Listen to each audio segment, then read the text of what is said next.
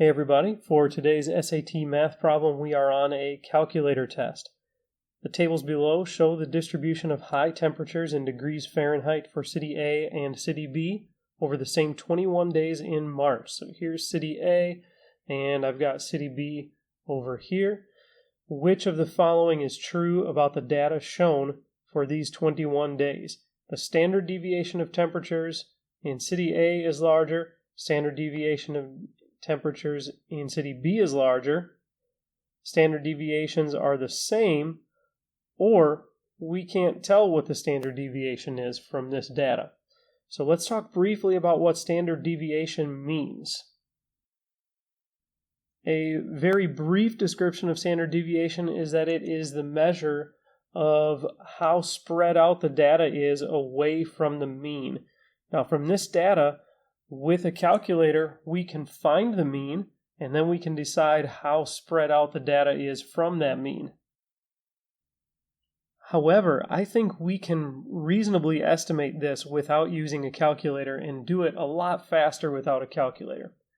The vast majority of days in City A had a high temperature of 79. So it's reasonable to believe that the average high temperature was at or very close to 79.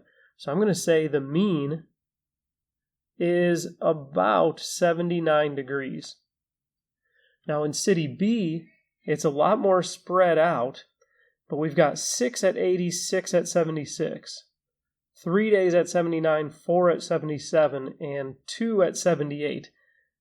It seems like it's really spread out pretty evenly, so that 78 is right in the middle. So I could say reasonably that the mean is right about 78 degrees.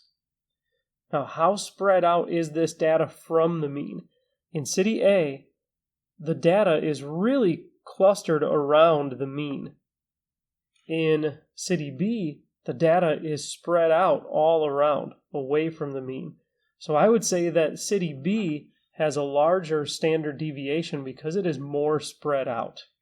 So the data on City B is more spread out, so I would say the standard deviation of temperatures in City B is larger. So for number 23, we are choosing option B.